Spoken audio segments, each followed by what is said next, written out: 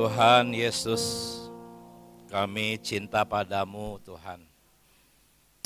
Sore hari ini berkatilah kami dengan hati yang terbuka, pikiran yang terbuka, dapatkan konsentrasi kami, dapatkan hati kami, jaga dan lindungi kami ya Tuhan, dari siasat jahat musuh-Mu yang ingin mengaburkan rencana-Mu.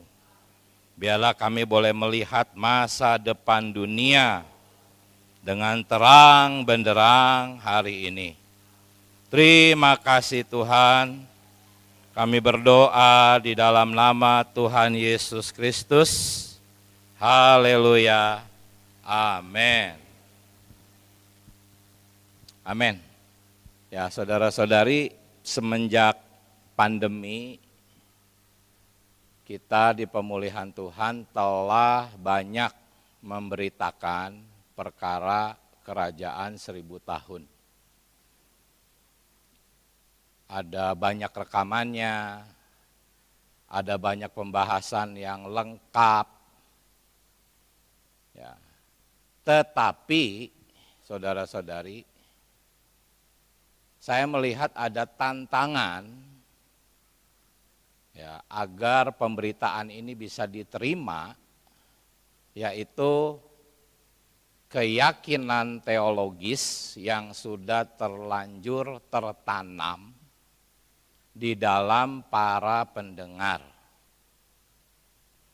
Jadi sore hari ini saya tidak secara langsung membahas kerajaan 1000 tahun itu sendiri, melainkan ingin membahas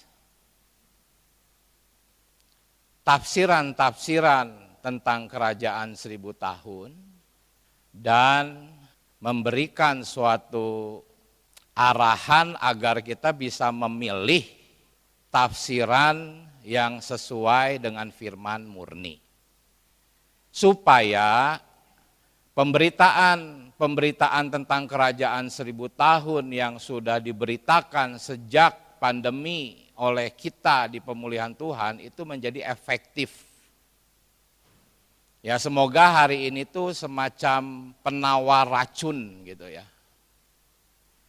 Karena racun ini memang membuat orang menjadi sulit menerima pemberitaan tentang kerajaan 1000 tahun yang kita beritakan di pemulihan Tuhan. Ya, jadi semoga nanti saudara-saudari bisa menilai sendiri. Saya akan menyajikan beberapa tafsiran yang umum tentang kerajaan 1000 tahun dan memberikan apa yang kita miliki di pemulihan Tuhan. Lalu saudara-saudari bisa menilai untuk memilih pemahaman mana yang mau saudara dapatkan atau ambil. Ya. Makanya judulnya bukan kerajaan 1000 tahun, tetapi judulnya itu masa depan dunia. Karena ya, ada suatu penafsiran yang sangat mempengaruhi dunia teologi di kekristenan yang mengatakan bahwa kerajaan 1000 tahun itu telah berlangsung. Bukan masa depan, tetapi masa kini. Itulah maksud saya mengambil judul masa depan dunia. Jadi lebih menitik beratkan kepada masa depan ini. Ya.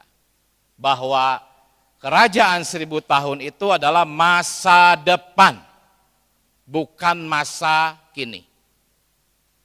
Nanti saudara-saudari semoga bisa melihat, menilai sendiri, menimbang sendiri, teks-teks Alkitab disampaikan dengan jujur, dengan apa adanya, silahkan. saudara-saudari bisa menilai sendiri. Ya, baik. Jadi dalam berbagai arus pemikiran teologi saat ini, ya, ada pandangan bahwa kerajaan 1000 tahun itu bukan sesuatu yang akan datang, melainkan sesuatu yang sedang berlangsung sekarang dalam bentuk rohani, simbolik, atau tidak terlihat. Ya, pandangan ini secara umum dianut oleh aliran amilenialisme dan postmilenialisme. Nanti kita singkat aja untuk selanjutnya menjadi amil dan postmil. Ya.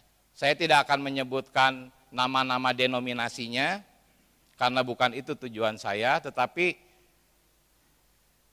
bukan hanya 1-2 denominasi, tetapi ini merupakan satu aliran yang umum. Ya.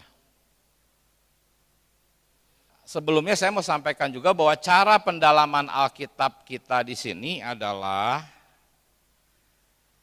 ya, saudara yang mengikutinya perlu menyimak ulang melalui rekaman.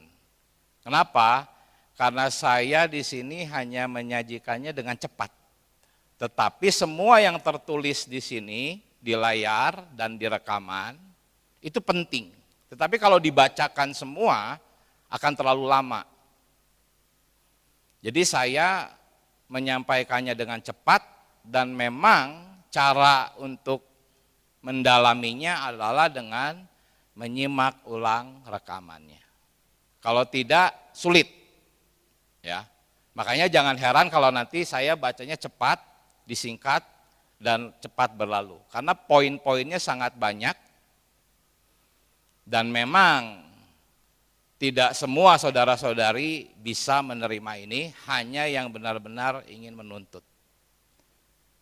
Ya, tetapi beban saya untuk perkara kerajaan 1000 tahun seperti yang tadi, supaya semua pemberitaan tentang kerajaan 1000 tahun yang sudah diberitakan di dalam pemulihan Tuhan menjadi efektif karena ada penawar dari racun yang merusak, yaitu keyakinan teologis yang nanti saudara-saudari boleh nilai sendiri apakah saya berlebihan atau tidak menggunakan istilah racun ini, ya.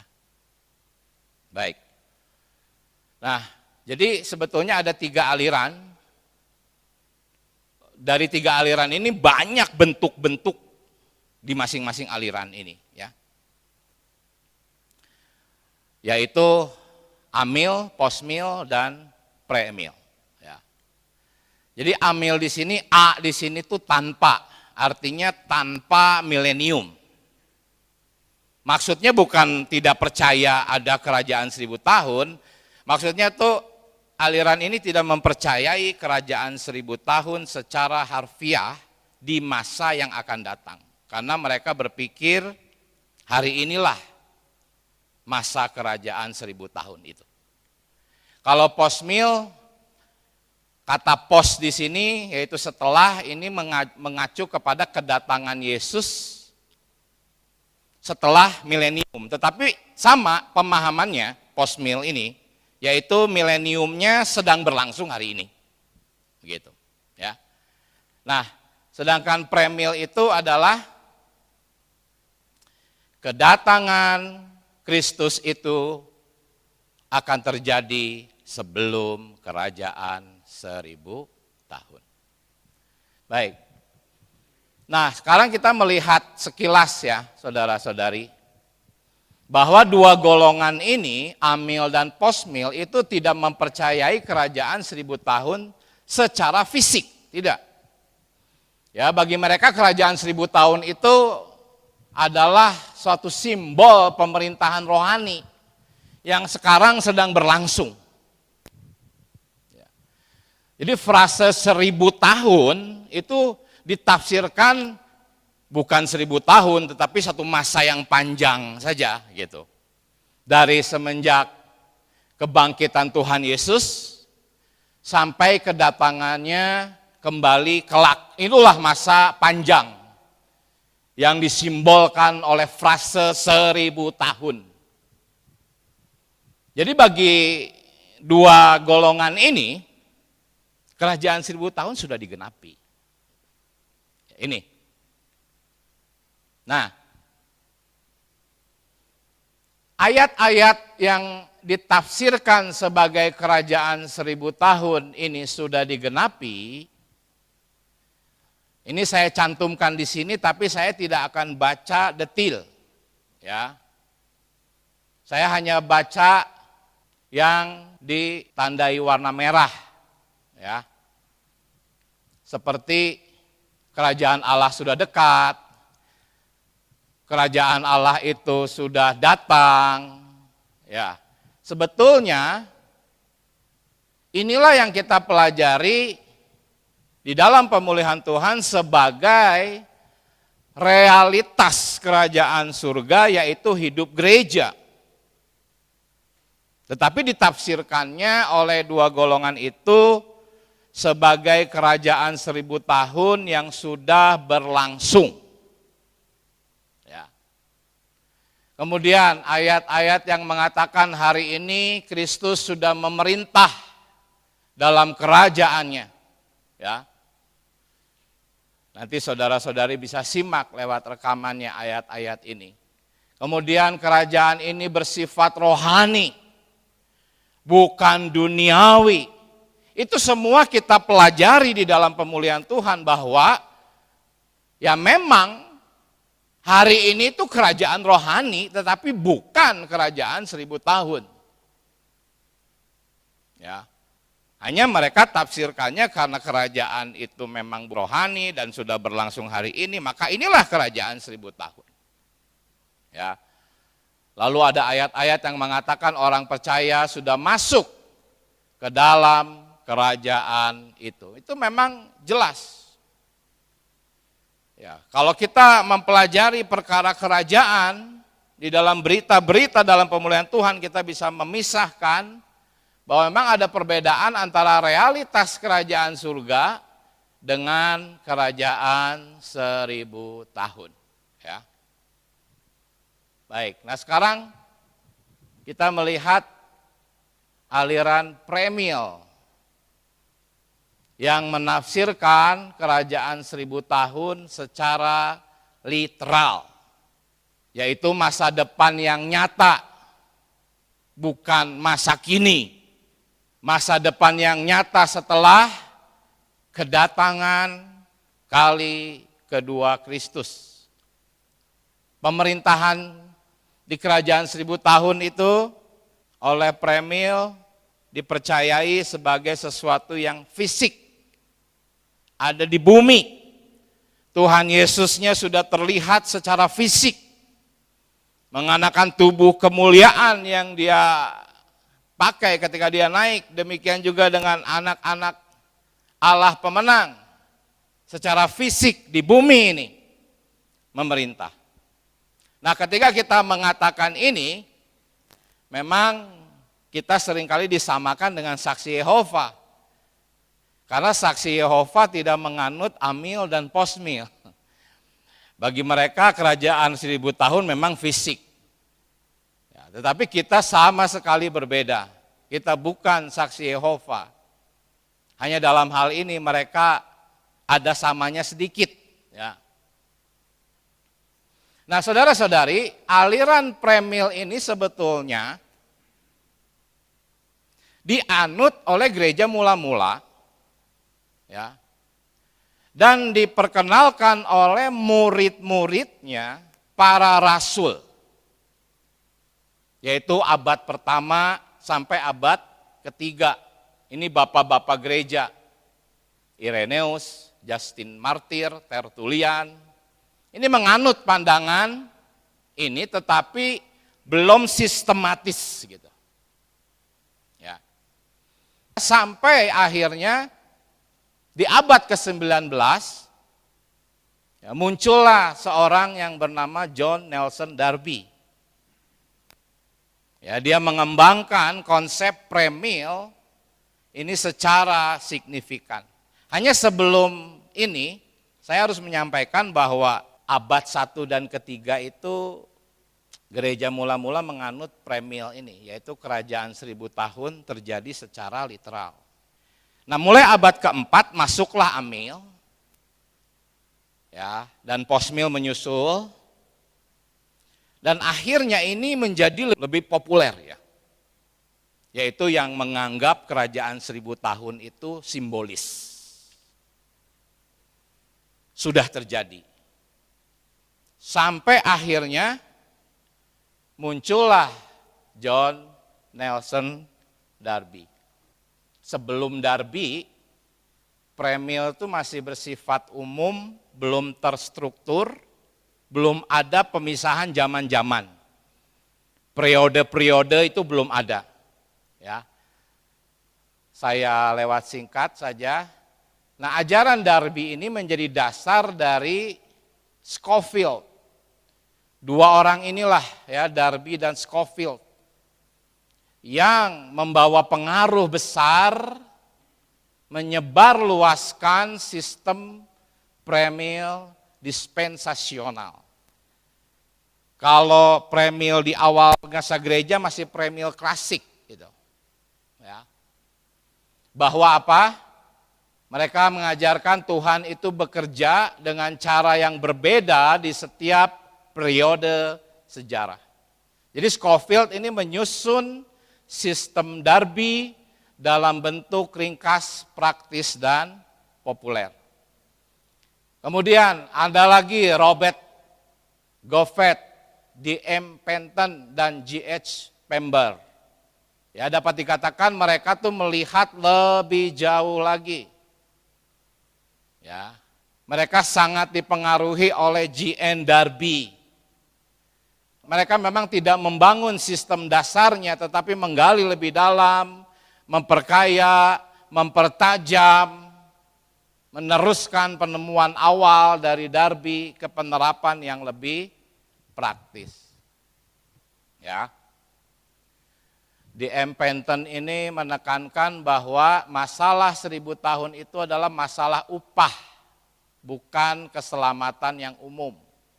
D.M. Penton memperkuat ide bahwa orang yang percaya, yang tidak setia akan dikeluarkan sementara dari pemerintahan di zaman kerajaan 1000 tahun, walaupun dia tetap selamat.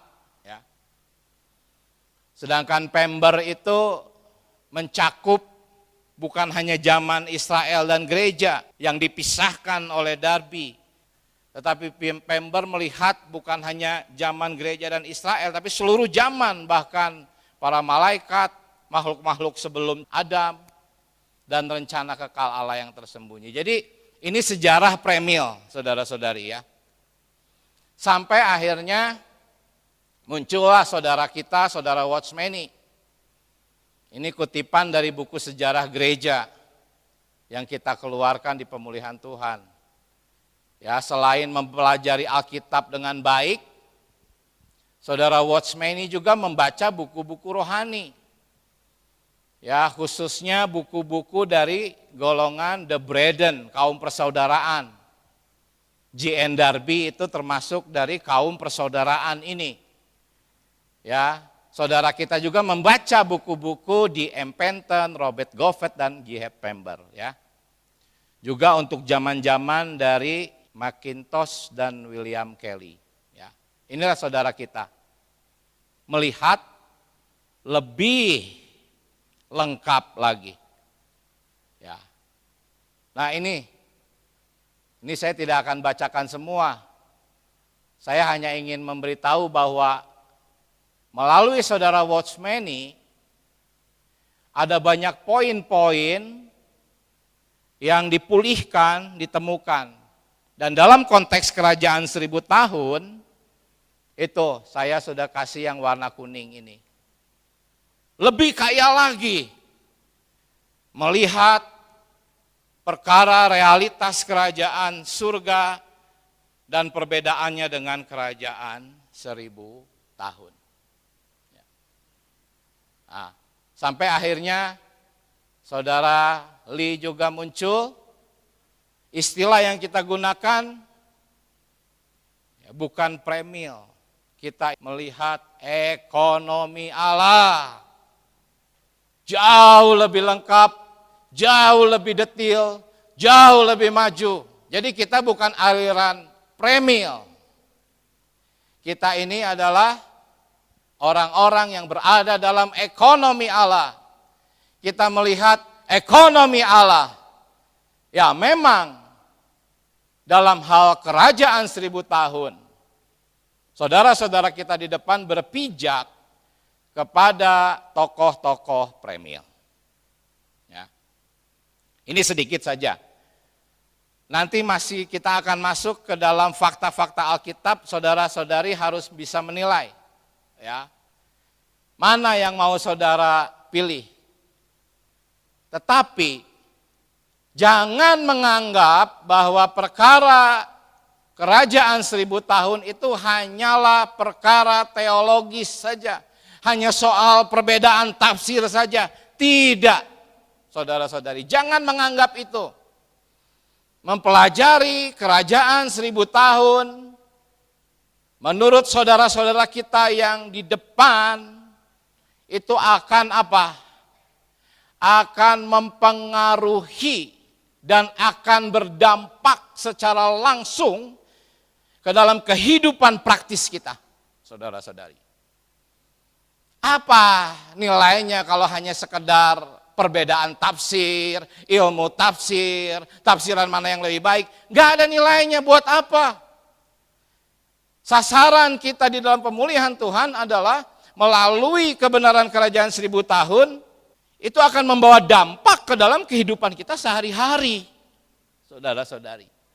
Karena pelajaran menurut firman yang murni tentang masa depan, istilah teologisnya itu eskatologi, itu bukan hanya masalah pengetahuan teologis, saudara-saudari. Bukan, tetapi juga memiliki dampak langsung dan praktis kepada kehidupan sehari-hari kita. Ya, bayangkan di tengah-tengah dunia yang kacau balau ini, tidak ada harapan ini. Lalu Anda melihat visi kerajaan 1000 tahun dan bagaimana masuk ke sana. Pasti Anda akan sangat dipengaruhi, saudara-saudari.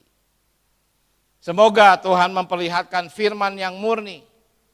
Ya, untuk melihat apa? Janji-janji. Ini penting. Jadi eskatologi yang murni itu adalah memberikan janji-janji yang utama. Bukan janji-janji recehan. Dan janji-janji ini ya adalah janji akhir zaman. Saudara-saudari harus memegang janji akhir zaman agar Anda bisa membuang dunia seperti yang tadi kita kidungkan. Maju kencang, buang dunia.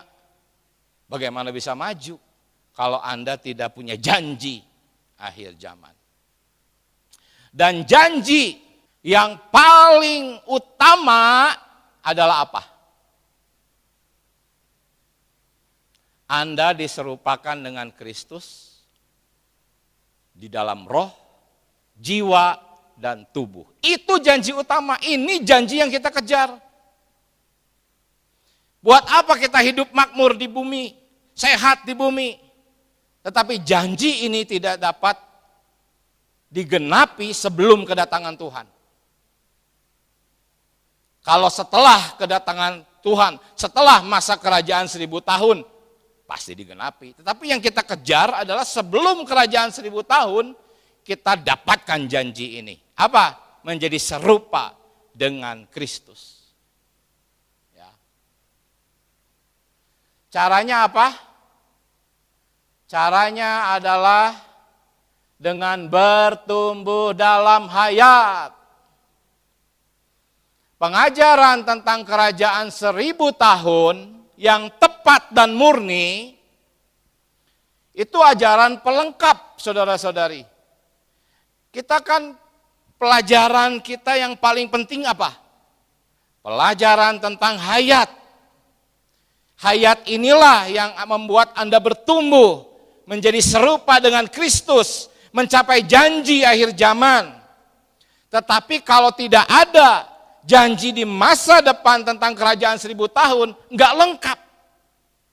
Makanya pengajaran 1000 tahun itu pelengkap, yang semakin mendorong kita giat untuk bertumbuh dalam hayat. Bertumbuh dalam hayat itu harus berusaha, saudara-saudari. Bukan pasif. Caranya gimana? Ya makan. Kalau makan itu kan harus ada usaha. Coba kalau anak-anak yang malas makan, ya udah kurus kering aja, nggak ada pertumbuhan. Tapi orang yang rajin makan makanan sehat, bertumbuh. Dan ini semua perlu dorongan. Dorongannya ini adalah janji akhir zaman di kerajaan 1000 tahun. Ini bukan hanya untuk pengetahuan teologis, tafsirannya seperti ini, ilmu tafsirnya seperti ini. Bukan, itu buat apa? Nggak ada gunanya. Pelajaran tentang kerajaan 1000 tahun yang sudah disampaikan oleh pemulihan Tuhan, itu harus didengar kembali. Karena saya belum tentu menyampaikannya di sini. Sudah terlalu banyak pelajaran tentang kerajaan 1000 tahun di dalam pemulihan Tuhan. Itu harus digali kembali. Dan sore hari ini kita dibantu untuk dapat menerima bahwa ya, itulah ajaran yang murni tentang kerajaan 1000 tahun. Jadi janji akhir zaman serupa dengan Kristus dicapai melalui apa? Pertumbuhan hayat. Amin. Nah, inilah 6 ayat. Hanya 6 ayat ini yang secara eksplisit di seluruh Alkitab yang menulis kerajaan 1000 tahun. Hanya 6 ayat ini. Ya. Nah, 6 ayat ini saya singkat ya, supaya nggak terlalu panjang. Saya singkat di sini saja. Yaitu bagaimana malaikat itu nanti akan menangkap si iblis, mengikatnya selama 1000 tahun, dan para pemenang akan memerintah selama 1000 tahun. Dan apa? Dikatakan inilah apa? Kebangkitan yang pertama. Makna sesungguhnya itu kebangkitan yang terbaik. Jadi kalau Anda ingin masuk ke sini, memerintah selama 1000 tahun, harus mengalami kebangkitan yang pertama. Karena nanti ada kebangkitan yang kedua setelah kerajaan 1000 tahun. Tetapi kita maunya kebangkitan yang pertama. Kembali caranya apa? Bertumbuh dalam hayat. Bebannya itu untuk pemberitaan kerajaan 1000 tahun. Nah, kerajaan 1000 tahun ini, saudara-saudari, akan terlaksana ketika sebagian, tidak semua, sebagian bertumbuh dalam hayat sampai matang. Sebagian di sini sudah ada jumlahnya dan akan sedang terus digenapi. Jadi kalau Anda diundang, ayo barang siapa menang, Wahyu pasal 2 dan Wahyu pasal 3. Inilah janji itu. Tetapi kalau yang nggak mau, nggak apa-apa, masih banyak yang ngantri. Ya, ketika para pemenang ini genap jumlahnya, kerajaan 1000 tahun barulah tiba. Kita sebut apa? Manifestasi lahiriah kerajaan surga. Ya. Diawali oleh kelahiran roh, pengubahan jiwa, dan terakhir transfigurasi tubuh. Para pemenang yang duluan matang akan mengalami ini. Dan ketika jumlahnya genap, lalu kita belum masuk ke dalam transfigurasi ini karena nggak bertumbuh dalam hayat, ya sudah nanti Tunggu kebangkitan berikutnya. Ya. Saya singkat, saya simpan di sini karena ini poin-poin penting yang akan terus kita lihat ini. Ya, jadi kerajaan 1000 tahun itu terjadi setelah para pemenang melalui apa? Pertumbuhan hayat mencapai kematangan hayat. Jadi kita sudah bahas di sesi-sesi sebelumnya, inilah kematangan hayat. Dimulai dari kelahiran roh, pengubahan jiwa, kematangan, transfigurasi. Dan yang akan mencapai ini sebelum kerajaan 1000 tahun hanya sebagian, ya. Nah, sekarang saudara-saudari, ini adalah doa orang-orang kudus dari dalam Firdaus. Orang-orang kudus yang sudah meninggal. Mereka adalah para martir. Mereka berkata apa? Kapan engkau membalaskan darah kami? Ya. Pembalasan ini akan terjadi melalui proses-proses yang dicatat di sini. Ya, meterai, sangkakala, cawan, penghakiman Babel, pemusnahan binatang, nabi palsu dan seterusnya sampai akhirnya apa? Pemenjaraan iblis selama 1000 tahun. Inilah awal dari kehancuran akhir iblis. Ya. Digenapinya kapan? Ketika para pemenang bertumbuh terus dalam hayat, terus sampai matang, mereka ditransfigurasi sampai akhirnya apa? Hingga genap jumlahnya.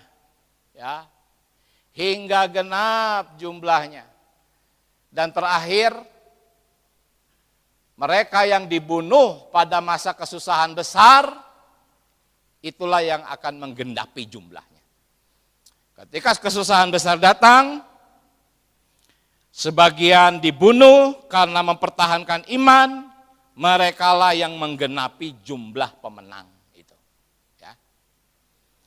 Jadi kerajaan 1000 tahun itu terjadi setelah genap jumlah pemenang yang apa? Jangan lupa. Yang bertumbuh dalam hayat, sekali lagi, saya terus mengulang visi ini. Pertumbuhan hayat, itu bebannya ketika kita memberitakan kerajaan 1000 tahun. Ya, saudara-saudari, ya, pemenjaraan iblis ini itu adalah suatu momen yang sangat menentukan dalam sejarah Allah.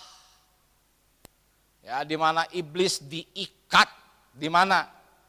Di Abusos, teks aslinya, jurang maut. Diikat selama 1000 tahun sih. Ya. Poin saya adalah hal yang paling dibenci dan ditakuti oleh iblis adalah perkara pertumbuhan hayat. Itu poin saya. Karena ketika jumlah pemenang yang bertumbuh dalam hayat tercapai, kekalahan total dia sudah dimulai. Makanya kenapa tidak heran perkara hayat itu selalu tersembunyi. Apalagi pertumbuhan hayat. Ini perkara yang sangat ditakuti oleh iblis. Itulah titik penyebabnya kekalahan iblis secara total.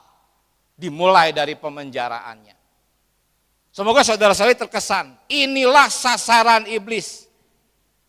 Anda rajin melayani, Anda rajin berkebaktian, Anda dermawan, Anda melakukan banyak hal, silahkan, kata iblis. Asal jangan bertumbuh dalam hayat. Anda berbuat baik, bahkan Anda menjual seluruh harta Anda berkorban, Anda tidak mementingkan diri sendiri, Anda tidak punya pamrih, tulus, silahkan. Itu semua adalah agama-agama.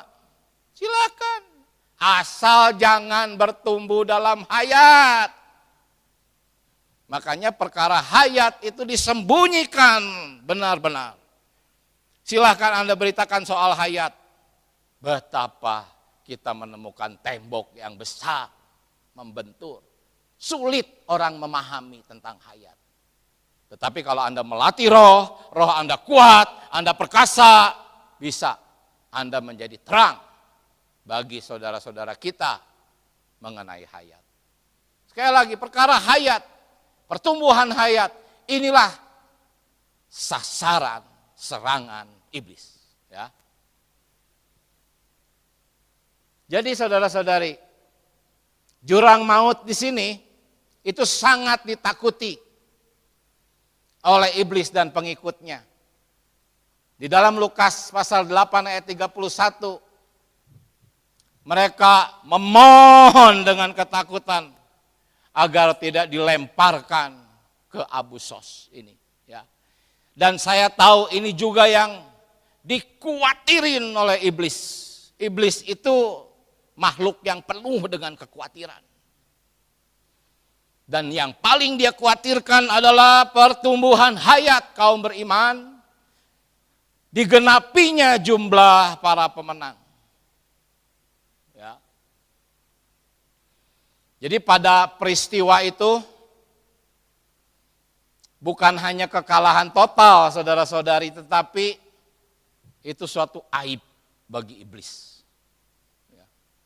Tidak heran jikalau pertumbuhan hayat adalah perkara yang paling dia benci, sasaran dari serangan Satan ini. Ya. Jadi saudara-saudari, inilah yang saya tekankan tentang sasaran utama setiap serangan iblis, yaitu pertumbuhan hayat kaum beriman. Karena inilah ancaman bagi dia. Ya, semoga Anda terkesan. Saya simpan 3 poin ini saudara-saudari. Ini poin-poin yang penting untuk kita bisa melihat kerajaan 1000 tahun. Nah, sekarang saya akan mulai masuk ke dalam apa yang tadi saya sebut sebagai racun dari kebenaran tentang kerajaan 1000 tahun menurut firman yang murni. Diberitakan sejak pandemi. Ya, saya sendiri kagum pemberitaannya begitu lengkap, detail. Tetapi ada racun itu. Nah, sekarang saya ingin ekspos racun ini, saudara-saudari. Di sini adalah usaha iblis untuk memperlambat. Ya. Semakin lambat pertumbuhan kaum beriman, semakin lambat juga eksekusi iblis. Karena di dalam pelajaran hayat kitab Ayub kita sudah belajar, walaupun iblis sudah divonis, dia belum dieksekusi. Dia masih diizinkan berkeliaran hari ini untuk dimanfaatkan oleh Allah justru bagi pertumbuhan hayat. Tetapi memang fokus iblis itu memperlambat pertumbuhan hayat. Ya. Di sini kita melihat Paulus memperingati, hindarilah omongan yang kosong yang tidak suci, yang hanya menambah kefasikan, perkataan mereka menjalar seperti apa? Penyakit kanker. Tapi teks aslinya itu penyakit gangren. Apa penyakit gangren? Pembusukan anggota tubuh akibat darah enggak ngalir. Itu gangren. Sehingga akhirnya busuk. Karena darahnya tersekat. Itu penyakit gangren. Akhirnya diamputasi lah. Karena membusuk. bukan kanker teks aslinya. Jadi ajaran yang dimaksud oleh Paulus di sini itu seperti penyakit gangren ini. Yaitu apa? Membuat aliran hayat mandek. Ya. Itu penyakit gangren rohani. Siapa mereka? Mereka adalah Himeneus dan Filetus. Ya. Apa yang mereka ajarkan? Kebangkitan tubuh telah berlangsung. Itu. Kenapa penyakit ini, kebangkitan tubuh ini sedang berlangsung, ini dianggap sebagai penyakit gangren? Kita lihat janji di dalam kerajaan 1000 tahun apa? Inilah kebangkitan pertama. Kita combine dengan berita-berita Injil, ini adalah transfigurasi tubuh. Peristiwa ini apa? Peristiwa yang akan terjadi di masa depan. Dan secara fisik dan harfiah, saudara-saudari. Kebangkitan pertama ini adalah kebangkitan tubuh fisik kita. Tetapi oleh si Himeneus dan Filetus diapakan? Ditafsirkan secara simbolik. Oh, kebangkitan tubuh itu tuh hanya simbol, katanya. Sudah digenapi, katanya seperti itu. Ya. Apa yang seharusnya fisik dan harfiah ditafsirkan secara simbolik. Inilah ajaran yang saya melihatnya sangat jahat yang diajarkan oleh Himeneus dan Filetus. Oh, kebangkitan tubuh itu sifatnya rohani. Katanya seperti itu. Ketika Anda sudah percaya, Anda sudah mengalami kebangkitan itu. Itu ajaran mereka. Dan Paulus mengatakan ajaran ini memperlambat aliran hayat. Ya. Jadi digeser, waktunya harusnya masa depan, penggenapannya digeser jadi masa kini. Itulah kenapa saya membawa judulnya Masa Depan Dunia. Ya, saudara-saudari. Jadi saya simpan di sini ya. Sesuatu yang harfiah oleh strategi musuh dibuat menjadi simbolik dan ditafsirkan secara rohani. Ini salah satu siasat musuh. Nah sekarang, oh Tuhan Yesus, amil dan posmil, saudara-saudari, prinsipnya sama. Kebangkitan yang pertama di sini itu dianggap non-literal. Ya, bukan sebagai kebangkitan tubuh, bukan. Itu terjadi ketika Anda menerima Tuhan Yesus, ketika Anda percaya, maka Anda sudah mengalami kebangkitan yang pertama. Oh. Nanti kita lihat ajaran ini tuh benar-benar penyakit gangren rohani, saudara-saudari. Yang memperlambat pertumbuhan hayat, bahkan membuatnya mandek. Ya. Kalau ajaran posmil, mereka menganggapnya kebangkitan pertama itu adalah kebangkitan rohani, ya, yang mempengaruhi bumi berangsur-angsur akan menuju kebangkitan yang puncak. Itu. Dan hari ini, karena kebangkitan itu sudah terjadi, mereka mengajarkan bahwa jiwa-jiwa yang bagi kita mereka masih di Firdaus itu, masih menunggu dan menanti, tapi mereka tafsirkan sudah ada jiwa-jiwa yang memerintah di surga. Kan seperti yang di sini, memerintah untuk masa yang panjang, karena masa 1000 tahun ini dianggap sebagai masa yang panjang. Yang seharusnya harfiah dibuat menjadi simbol, dianggap sudah terjadi masa kini, itu ajaran yang menjadi gangren rohani. Dan saya melihat pengajaran tentang kerajaan 1000 tahun sudah terjadi seprinsip.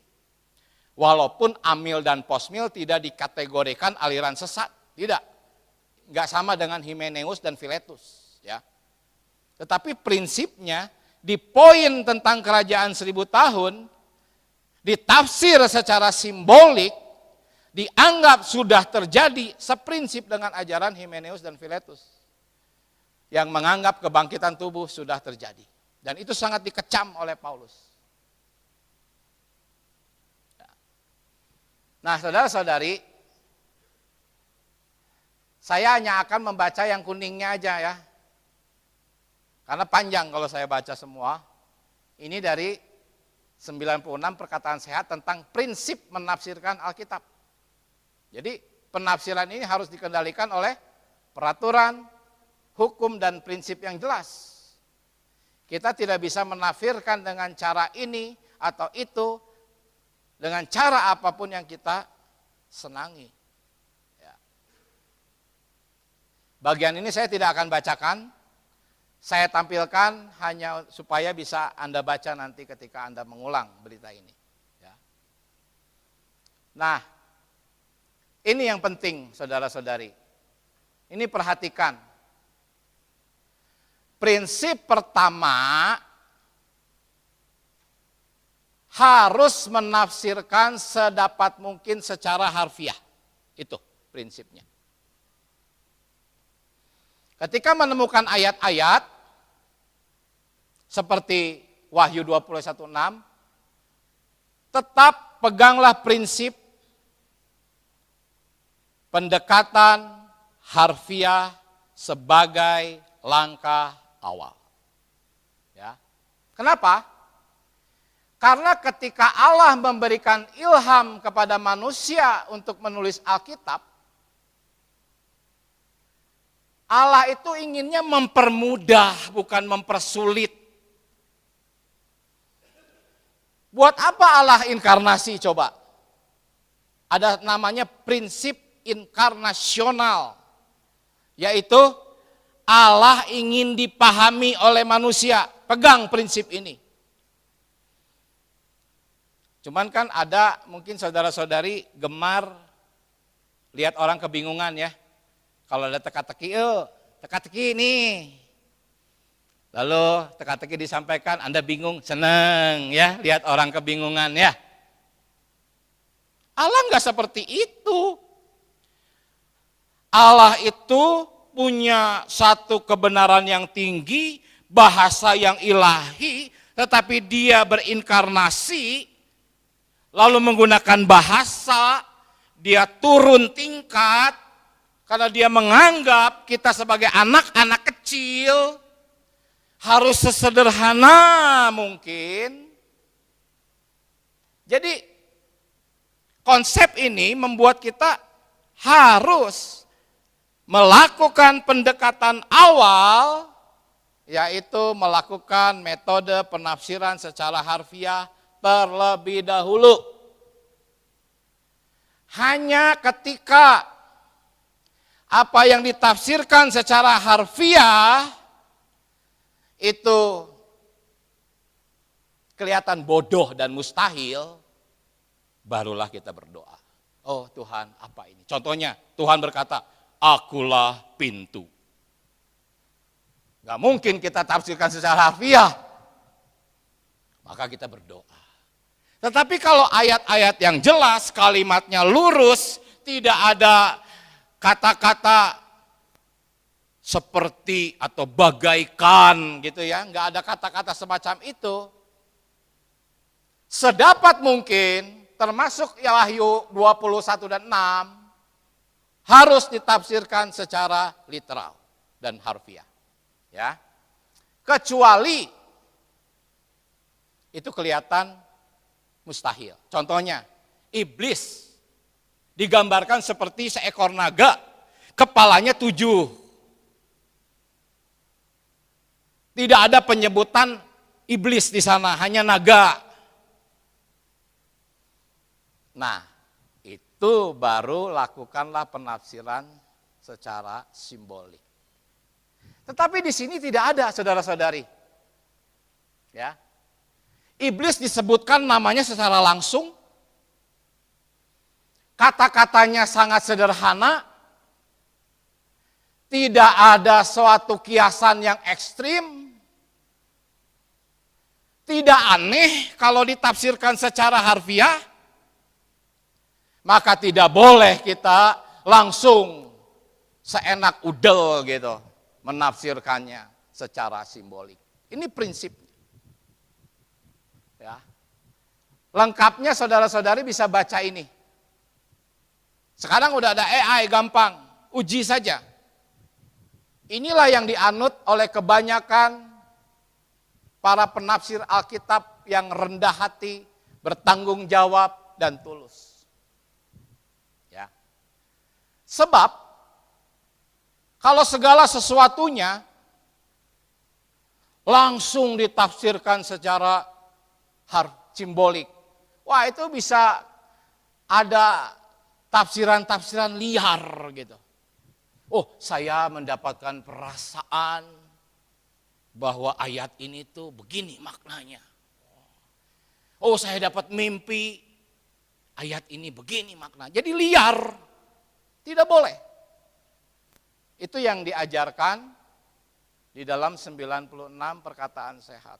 Ingat, karena Allah sendiri memang seperti itu. Dia berusaha mengkomunikasikan beban hatinya dengan cara yang paling sederhana.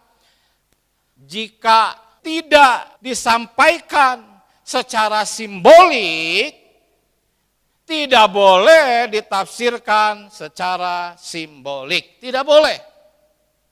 Pegang prinsipnya. Allah berinkarnasi supaya manusia bisa memahami dia. Allah itu bukan seseorang yang gemar memberi teka-teki, gemar melihat kita kebingungan. Alkitab itu bukan kode-kode rahasia. Tidak, saudara-saudari. Kita tidak menolak penafsiran simbolik kalau memang itu adalah simbol. Kita tidak tolak. Tetapi yang bukan kiasan, yang tidak aneh kata-katanya, tidak ganjil, lurus, sederhana, lakukanlah dahulu pendekatan, penafsiran secara harfiah. Ini prinsipnya, saudara-saudari. Tadi 7 pelita, 7 jemaat, jelas ini simbolik. Air itu adalah bangsa-bangsa, jelas itu simbolik. Cungkil matamu, jikalau matamu menyesatkan, jelas itu simbolik. Kita nggak mungkin, kita jangan kaku. Oh, harus harfiah. Tidak. Ya. Ini kelihatan bodoh kalau kita tafsirkan secara harfiah. Tetapi kalau kita pelajari Wahyu 20 ayat 1-6, kalimatnya lurus, strukturnya jelas. Tidak ada yang aneh kalau kita tafsirkan secara literal. Ya. Jadi ini yang tadi saya sampaikan. Tafsirkan secara harfiah jika teks yang perlu ditafsirkan itu jelas, lurus, bisa dimengerti apa adanya. Teks tersebut tidak aneh secara bahasa.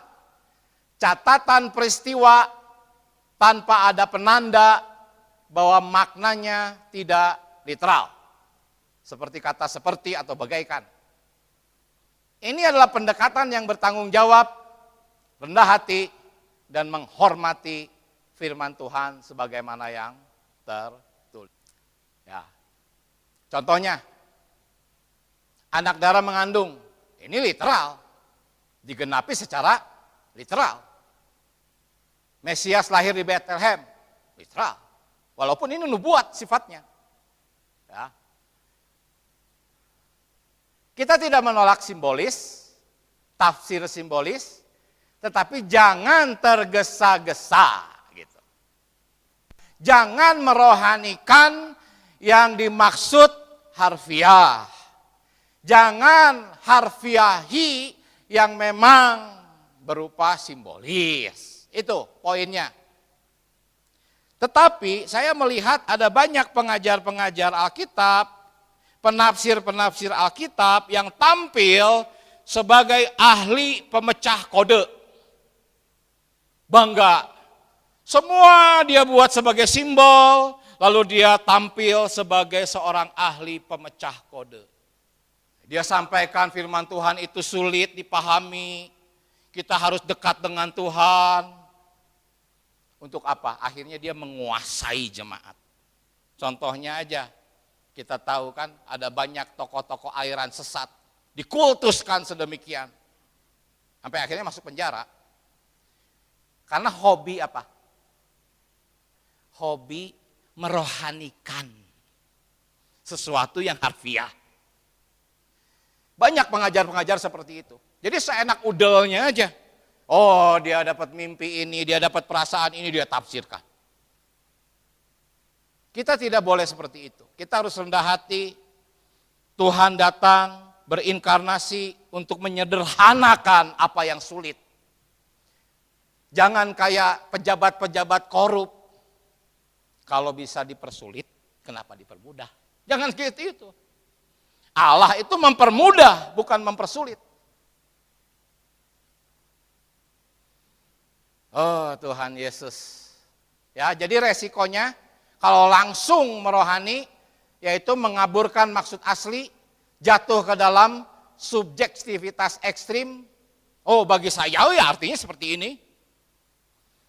Ya, dan akhirnya apa? Perkara-perkara tentang hukuman, meterai, bencana-bencana adikodrati di akhir zaman, itu kan menakutkan. Takut, jadi tafsirkanlah secara rohani yang enak-enak. Oh, semua meterai ke-6, ke-7 sudah terjadi di zaman 70 tahun Masehi. Ada itu bukunya. Peristiwa-peristiwa sejarah di zaman 70 tahun Masehi, waktu bait Allah dihancurkan, ditafsirkan sebagai bencana-bencana adikodrati yang ada di meterai ke-6, Sangkakala, ke-7, dan Cawan. Itu. Padahal kalau kita memeriksa bencana-bencana adikodrati di sana, itu lurus kalimatnya sederhana. Bukan simbolik, itu peristiwa nyata di masa depan. Akhirnya apa? Orang-orang tidak lagi takut akan akhir zaman. Santai, lah sudah berlangsung kok. Tubuhku sudah dibangkitkan kok. Kebangkitan pertama sudah berlangsung, ya udah, buat apa aku bersusah payah menyangkal ego, menyangkal daging, bertumbuh dalam hayat. Itu gangren rohani. Ya, itulah prinsip ajaran Himeneus dan Filetus yang merohanikan hal-hal masa depan yang seharusnya harfiah dan fisik. Ya, jadi saudara-saudari, saya masukkan di sini pengajaran kebangkitan sedang berlangsung, itu semacam penyakit gangren rohani, ya. Karena kebangkitan sudah terjadi, ya udah, buat apa lagi? Apa gunanya aku harus bertumbuh? Apa gunanya aku harus menuntut? Apa gunanya aku harus mengejar Tuhan? Gitu kan? Akhirnya apa? Pertumbuhan hayat terhambat. Itu penyakit gangren, aliran darahnya mandek, pembusukan tubuh. Ya, akhirnya meninggal dunia dalam keadaan masih busuk, walaupun sudah punya hayat. Tidak mendapatkan kesempatan mengalami kebangkitan yang pertama. Terlambat. Ya. Lalu ajaran ini juga menganggap bahwa kehidupan dunia yang bobrok ini ya udah itulah zaman kerajaan 1000 tahun. Gitu. Ya. Nah, kalau menurut pelajaran Hayat bahwa ajaran-ajaran semacam itu adalah bidah yang serius, ya, menyangkal kekuatan hayat ilahi. Tadi ini saya sudah jelaskan. Jadi hayat Zoe tidak mengalir dengan sehat dalam kaum beriman karena ajaran berprinsip kepada yaitu sudah terjadi. Kerajaan 1000 tahun sudah ada, kebangkitan sudah terjadi. Buat apa aku bertumbuh dalam hayat? Jadi gangren rohani ini adalah memperlambat pertumbuhan hayat, ya. Himeneus dan Filetus itu bukan kepunyaan Tuhan. Tuhan mengenal kepunyaannya. Sudah jelas Himeneus dan Filetus itu pengajar-pengajar macam ini tuh bukan kepunyaan Tuhan, ya. Kemudian di ayat 20-nya jelas. Di dalam rumah besar di sini bukan gereja, tapi semacam pohon besar yang Tuhan umpamakan. Itu ada 3 jenis bejana. Tuhan mengenal kepunyaannya. Ini konteksnya lagi ngomongin si ini nih, Himeneus dan Filetus. Ada bejana emas, ada bejana perak. Bejana perak ini bangsa-bangsa, saudara-saudari. Nanti kita bahas, ya. Dan ada bejana kayu dan tanah. Untuk maksud yang hina. Inilah mereka, ya. Himeneus dan Filetus yang sebagai ahli tafsir hal-hal simbolik, tampil sebagai pemecah kode, menguasai jemaat. Ya. Mereka tidak cocok sebagai bejana emas perak, mereka cocoknya ini, bejana untuk maksud yang hina. Kita sudah bahas ini sesi-sesi, ya, tentang bejana hina ini. Jadi ini seprinsip saudara-saudari, walaupun aliran amil dan posmil itu tidak sesat seperti Himeneus dan Filetus, tidak. Tetapi prinsip tentang poin ini sama.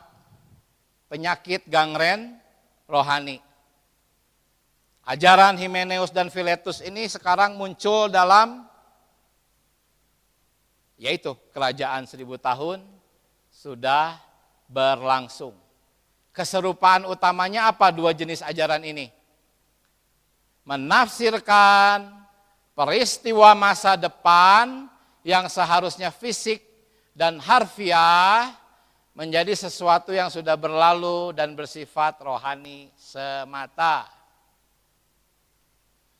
Ya, jadi inilah pengajaran kebangkitan telah berlangsung dan pengajaran kerajaan 1000 tahun ditafsir secara simbolik itu seprinsip, ya. Sehingga orang-orang berkata apa? Jika kerajaan 1000 tahun sudah digenapi, apa gunanya berusaha bertumbuh dalam hayat? Ya. Saudara-saudari, coba ya, kita nyanyikan kidung yang tadi dulu, ya. Maju kencang, bait, 2 bait saja.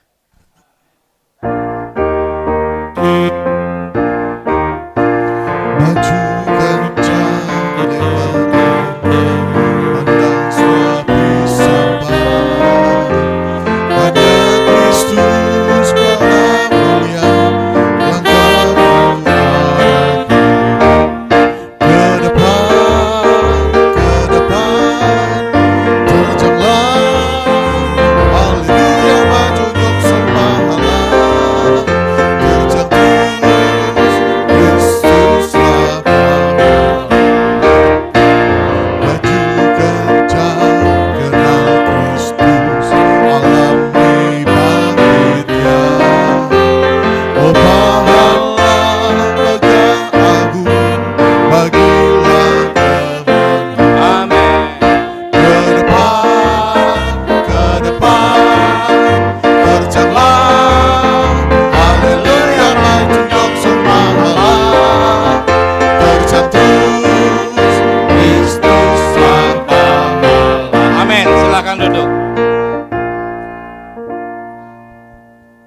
Sekarang kita masuk kepada alasan yang kuat kenapa Wahyu 1, Wahyu 20 ayat 1 sampai 6 harus ditafsirkan secara literal.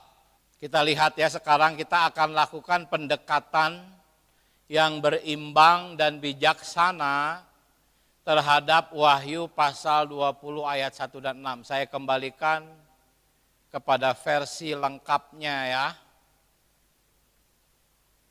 Di sini ada malaikat memegang kunci, Abusos menangkap si iblis, mengikatnya 1000 tahun. Kemudian para pemenang memerintah bersama dengan Kristus untuk masa 1000 tahun. Ya. Lalu inilah kebangkitan pertama. Saudara-saudari, kitab Wahyu memang memuat banyak simbol dan penglihatan. Namun itu tidak berarti setiap ayat atau pasalnya di dalamnya itu otomatis simbolik. Ya. Dalam menafsirkan kitab Wahyu, prinsipnya tetap sama, saudara-saudari, yakni harus mempertimbangkan secara berhati-hati apakah satu bagian harus ditafsirkan secara harfiah atau simbolik. Kita harus sebisa mungkin berpegang erat pada prinsip dan makna harfiahnya. Hanya ketika penafsiran harfiah dan beberapa kata dalam beberapa visi penglihatan nubuat dan perumpamaan itu menjadi sesuatu yang tidak masuk akal, konyol, bodoh. Barulah kita menafsirkannya secara rohani. Ya. Saudara-saudari, Wahyu pasal 20:16 ayat-ayat ini berbeda dengan bagian-bagian simbolik dalam kitab Wahyu bagian lainnya. Contohnya naga merah padam berkepala 7, bertanduk 10, jelas ini simbolik. Tetapi Wahyu 20:16 itu tidak seperti itu. Air yang kau lihat itu adalah bangsa-bangsa, ini semua simbolik ya. Tetapi Wahyu 20:1-6 tidak. Wahyu 20 ayat 1 sampai 6 ditulis dengan narasi sederhana dan harfiah. Lihat, aku melihat seorang malaikat turun dari sorga. Tidak ada yang aneh jikalau memahami ini secara literal. Menangkap naga, memang naga simbolik, tetapi disebut namanya langsung iblis. Ya, jelas bukan kiasan. Naga memang kiasan, tetapi nama iblis bukan. Ini persona yang nyata. Tidak ada kiasan di sini. Mengikatnya selama 1000 tahun, ini jelas lurus. Mudah dipahami. Mereka memerintah selama 1000 tahun. 1000 tahun jelas, bukan waktu yang panjang. Ya. Jadi ayat-ayat ini tidak boleh langsung ditafsirkan secara alegoris, saudara-saudari. Tidak ada kiasan yang ekstrim di sana. Jelas susunannya, ya, bisa dimengerti dengan wajar jika ditafsirkan secara literal.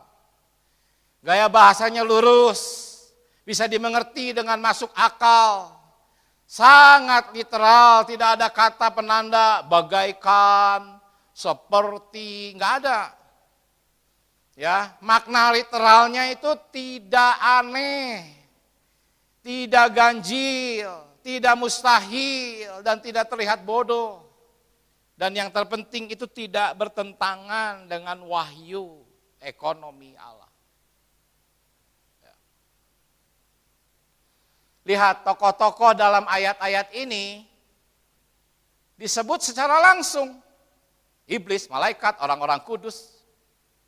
Ya. Walaupun ada kata ular tua, naga, namun simbol-simbol itu dijelaskan secara eksplisit. Menunjuk kepada pribadi yang literal, iblis. Berbeda dengan naga kepala 7, beruang yang 3 tulang rusuk di dalam mulutnya, macan tutul dengan 4 sayap, itu memang simbolik. Tetapi ini enggak. Ya. jelas tokoh-tokohnya bukan simbolik. Nah, sekarang kita lihat ayat 3-nya. Supaya apa? Ia jangan lagi menyesatkan bangsa-bangsa. Ia di sini iblis. Ayat ini mengatakan masa 1000 tahun iblis tidak lagi menyesatkan bangsa-bangsa. Jelas kok, ini apa yang aneh? Tidak ada yang aneh kalau ini kita tafsirkan secara literal. Nggak ada yang aneh. Ya. Tetapi Amil dan Posmil menafsirkan bahwa pemenjaraan iblis itu bukan diikat total. Bukan berarti tidak bisa beraktivitas sama sekali, hanya dibatasi, katanya seperti itu. Ya. Mereka mengatakan kondisi hari ini kan kontras dengan masa sebelum Tuhan datang. Sebelum iblis diikat, sebelum Tuhan datang, sebelum iblis diikat. Dunia gelap. Iblis merajalela. Tapi sekarang lihat Injil disebar luaskan dan sebagainya dan sebagainya. Jadi pengikatan iblis itu ditafsir secara simbolik seperti itu. Ya, walaupun jelas-jelas dikatakan ia jangan lagi menyesatkan. Tetapi faktanya ya masih bisa menyesatkan gitu. Ya. Kalau iblis sudah diikat, Anda percaya bahwa bangsa-bangsa tidak lagi disesatkan? Kalau iblis sudah diikat, bagaimana dengan pemberontakan bangsa-bangsa hari ini?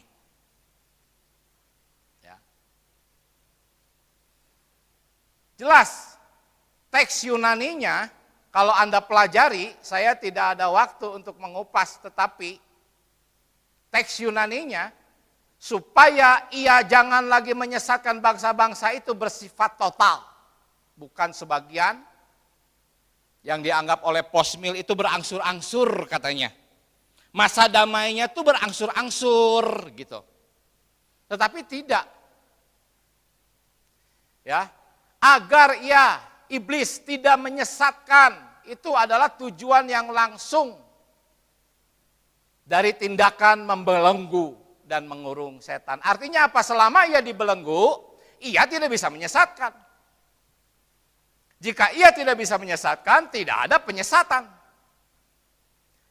Penyesatan itu terjadi ketika dia dilepaskan setelah 1000 tahun. Itu baru terjadi. Jika tidak ada penyesatan, maka tidak akan ada pemberontakan bangsa-bangsa. Ya, saudara-saudari, jangan lagi ia menyesatkan itu tidak terjadi berangsur-angsur sebagian-sebagian, tapi sekaligus. Jikalau Anda pelajari teks Yunaninya. Ya, lihat ayat 7 dan 8. Setelah masa 1000 tahun berakhir, iblis dilepaskan, barulah saat itu ia akan menyesatkan bangsa-bangsa. Jadi ada dua masa yang sangat kontras ini. Masa 1000 tahun masa damai, dan masa setelah kerajaan 1000 tahun ada penyesatan. Jelas. Jadi saudara-saudari coba pertimbangkan saja. Apakah benar hari ini masa kerajaan 1000 tahun? Ya. Oh Tuhan Yesus, orang Kristen yang percaya bahwa kerajaan 1000 tahun sudah digenapi, cenderung apa? Penyakit gangren rohani. Tidak menantikan kedatangan Tuhan, meremehkan peringatan dan tanda-tanda akhir zaman, tidak merasa perlu berjaga-jaga, karena semuanya sudah terjadi secara rohani. Ya, perumpamaan 10 gadis, itu intinya soal itu, kesiapsiagaan. Ya, besar atau kecilnya pengharapan orang Kristen akan apa? Janji akhir zaman. Apa janji akhir zaman? Serupa dengan Kristus melalui pertumbuhan hayat. Ada dua faktor penting. Pertama, memahami pelajaran tentang hayat dan dilengkapi oleh pemahaman eskatologi yang sesuai dengan firman-Mu. Ini dua-duanya pelengkap. saudara-saudari, perlu. Ya, gadis bijaksana jelas mereka memiliki pemahaman ini. Mereka mengejar hayat, mengumpulkan minyak, dan mereka menantikan Kristus datang kedua kali. Ya. Kemudian, gadis bodoh sebaliknya. Kenapa? Karena mereka kehilangan motivasi untuk mempersiapkan diri. Karena bagi mereka ya kerajaan 1000 tahun sudah terjadi, kok apalagi yang harus aku nantikan. Tapi mereka akan sadar bahwa mereka kekurangan minyak ketika semuanya sudah terlambat. Ya. Jadi saudara-saudari, kita menolak penafsiran kerajaan 1000 tahun sudah digenapi karena itu membutakan banyak orang percaya dari apa?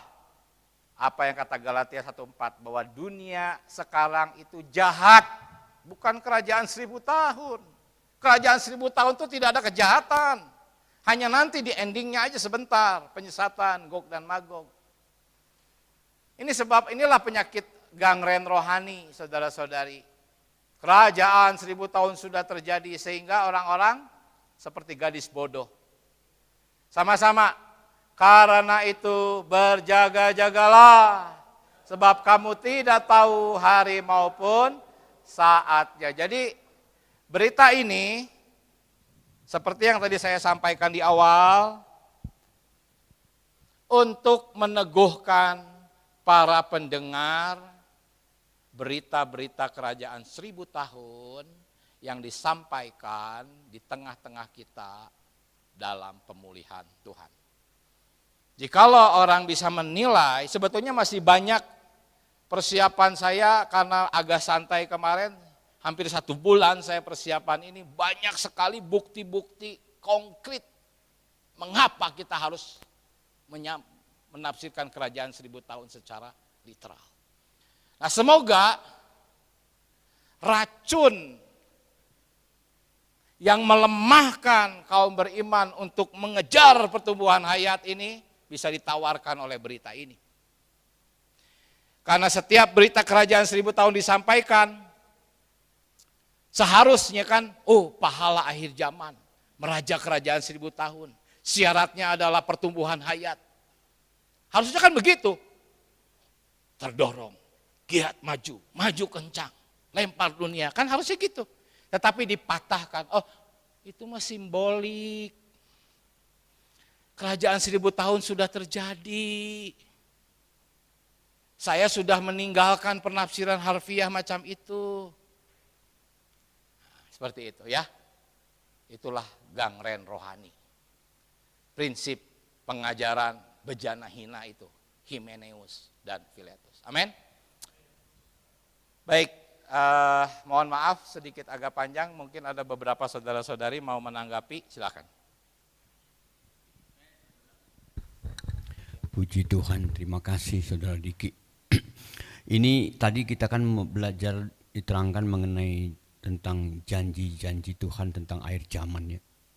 Nah, saya mungkin punya konsep yang takut salah selama ini. Jadi mohon diluruskan kalau saya salah. Saya itu memiliki suatu keyakinan atau pandangan atau perspektif bahwa orang-orang Kristen yang percaya kepada Kristus yang sudah lahir baru, kita tahu bahwa ketika dia meninggal itu ada di Firdaus ya. Itu pasti yang kita imanin. Kecuali yang tidak percaya kepada Kristus itu tempatnya nanti di Gehenna ya. Kegelapan di telaga api. Nah, yang saya ingin tanyakan tuh begini. 1000 tahun itu sampai berapa lama? Memang 1000 tahun atau pengertiannya itu yang tadi simbolik atau benar makna secara harfiah 1000 tahun? Pengertian 1000 tahun kan dengan ukuran kita beda dengan ukuran Tuhan. 1 hari adalah 1000 tahun. Nah, selama 1000 tahun itu aja, setelah habis masa 1000 tahun, kemana lagi itu orang? Atau tetap diam di 1000 tahun itu? Atau baru masuk ke tingkat lagi yang namanya surga? Atau itu? Atau dia mengalami pendisiplinan juga 1000 tahun, berapa lama itu 1000 tahun itu? Nanti kan setelah 1000 tahun, dia akan diuji lagi di situ. Kalau dia lulus, baru mungkin masuk kebangkitan yang kedua. Masuk lagi dia dipindahkan ke sini. 1000 tahun itu kita sudah sampaikan tadi prinsip-prinsipnya ya, itu literal. Ya, dan pertanyaan-pertanyaan yang lainnya itu nanti kita di ruang makan ya. Amin. Mungkin masih ada yang lain. Terima kasih Pak Diki untuk pengajarannya. Tadi Pak Diki kalau nggak salah mengutip di Wahyu 6 ayat 11 ya. Jadi masa 1000 tahun itu akan nanti ada ketika genap jumlahnya yang ya Wahyu 6 ayat 11 ya Pak ya. Kalau kita mengacu ke, kalau tidak salah nanti ada mengacu ke 2 Tesalonika 2 ayat 4 dengan Roma 11 nanti Pak. Pertanyaan saya begini, ada 3, satu saja dulu, nanti mungkin kalau jawaban ini kepanjangan, kalau nanti bisa sambil makan juga boleh, yang ini aja dulu satu. Yang jumlahnya yang genap ini kan ada beberapa pemikiran Pak, yang ada di dalam 2 Tesalonika 2 ayat 2 dengan Roma 11 itu, bahwa buat saya masuk akal tapi tidak juga, bahwa nanti ada sebagian orang Israel Pak, orang Israel yang akan masuk. Apakah itu bagian itu enggak Pak? Orang-orang Israel secara individu yang berpaling sekarang jadi Kristen bisa termasuk salah satu pemenangnya. Tetapi kalau secara nasional bangsa, mereka akan diselamatkannya ketika Tuhan datang. Waktu perang Harmagedon itu. Di sanalah bangsa Israel secara nasional sisanya itu dilahirkan kembali. Jadi mereka masih bayi-bayi rohani. Sementara para pemenang zaman perjanjian baru sudah matang. Makanya di dalam kerajaan 1000 tahun nanti ada bagian Bumia, tempat bangsa-bangsa Israel yang baru dilahirkan kembali itu. Ada tempat pendisiplinan, lokasinya yang jelas di luar saja, hanya itu informasinya. Jadi pertanyaan apakah mereka termasuk Israel? Secara individu, iya, mereka bisa jadi dari bangsa Israel menjadi Kristen. Tetapi kalau udah masuk gereja, udah nggak ada lagi suku-suku bangsa. Semuanya adalah saudara-saudari. Udah nggak ada orang Yunani, orang Yahudi, barbar, Skit, nggak ada lagi. Tetapi secara nasional mereka itu diselamatkannya, ya sekali lagi mereka yang dipilih ya, secara nasional Israel itu pada saat Tuhan datang. Begitu. Bapak tadi mengutip dari Wahyu 6, punten ya Pak ya, Ya. Mengayut Wahyu 6 ayat 11 kan itu sebetulnya itu orang-orang mati itu kan yang akan masuk tribulasi juga nanti setelah masuk semua genap baru kan itu. Yang kan, berdoa itu kan orang-orang para martir ya, yang sudah meninggal betul, dari Firdaus yang berdoa. Betul ya. Lalu suruh tunggu karena jumlahnya belum genap, digenapinya oleh para martir yang masih hidup.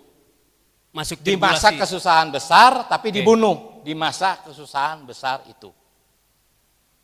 Dilengkapilah jumlah pemenangnya. Itu. Mereka siapa? Ya mereka orang-orang Kristen perjanjian baru yang masih hidup ketika masa kesusahan besar berlangsung. Hanya mereka mempertahankan imannya, martir. Nah, merekalah yang menggenapi jumlah yang akhirnya membuat iblis dipenjarakan. Terima kasih. Ya. Baik, masih ada yang mau menambahkan juga boleh, silakan. Saya bersyukur sekali. Dulu saya pernah ikut 3 hari seminar Pak Yusuf BS tentang akhir zaman. Itu pagi sama siang. Sehari full selama 3 hari. Ya saya bersyukur sama Pak Diki, saya dapat pencerahan, saya dapat sesuatu yang baru. Cuma saya mau tanya, tadi jumlah yang sudah pasti itu, yang masuk ke kerajaan 1000 tahun, apakah itu jumlahnya 144.000 orang atau bukan? Itu satu. Wah, berkembang ya. Boleh, silakan. Ya kalau itu 144.000 atau bukan Pak? Jadi 144.000 itu ada dua macam di kitab Wahyu. Ada 144.000 yang mengikuti anak domba itu kemana-mana, Ya. dialah pemenang, tetapi yang masih hidup. Kalau pemenang yang sudah meninggal di Firdaus, jumlahnya wah entah berapa. Lalu ada 144.000 yang kedua, yaitu dari bangsa Israel. Ya. Dari 12 suku, masing-masing berapa? 12.000. Nah, itu dimeteraikan agar mereka ya dijaga. Mereka orang-orang pilihan, ya, dan mereka lah nanti yang akan masuk kerajaan 1000 tahun.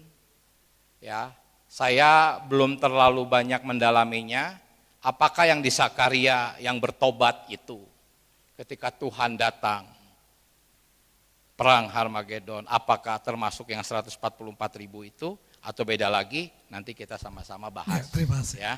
Yang kedua, apakah kerajaan 1000 tahun itu, karena nanti kalau yang terakhir kan ada penghakiman tahta putih yang Ya, besar. ya, ya. Itu kan sesudah kerajaan 1000 tahun, Ya. tahta putih yang besar. Betul. Nah, itu orang yang dari 1000 tahun itu udah pasti tidak dihakimi di tahta putih yang besar, udah dapat pahala atau bagaimana? Ya, Maksudnya? jadi ya baik, gak apa-apa ya, saudara-saudari melebar sedikit gak apa-apa. Orang-orang di kerajaan 1000 tahun itu, kalau saudara dengar lagi 2 sesi sebelumnya, ada 2 jenis. Ada para pemenang yang sudah mengenakan tubuh yang ditransfigurasi serupa dengan Kristus yang tadi mendapatkan janji akhir zaman. Dan ada bangsa-bangsa yang tidak dilahirkan kembali, mereka hanya dipulihkan menjadi manusia yang murni. Ya. Dan ada juga bangsa-bangsa yang masih akan disesatkan oleh iblis, yaitu Gog dan Magog. Jadi campuran gitu ya. Bagi bangsa-bangsa yang sudah dipilih sejak dunia dijadikan, kalau kita kan sebelum dunia dijadikan, mereka pasti tidak akan mengalami penghakiman tahta putih. Sementara ini pemahaman umumnya adalah yang dihakimi di tahta putih itu hanya mereka yang tidak dipilih. Jadi di tahta putih itu memang khusus untuk hukuman. Iya, terima kasih Pak. Oke, lanjut. Amin. Silahkan, masih ada? Kalau tidak ada, kita lanjut di ruang makan. Amin.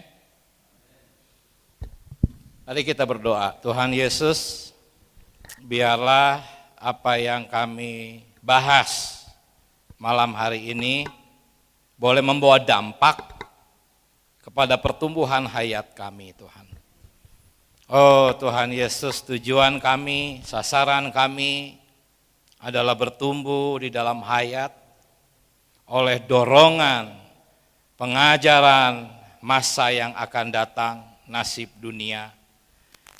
Oh Tuhan Yesus, dapatkanlah kami Tuhan, terus berusaha menikmati Tuhan, makan Kristus, bertumbuh dalam hayat, sehingga kami dapat berbahagian di dalam kerajaan-Mu yang akan datang.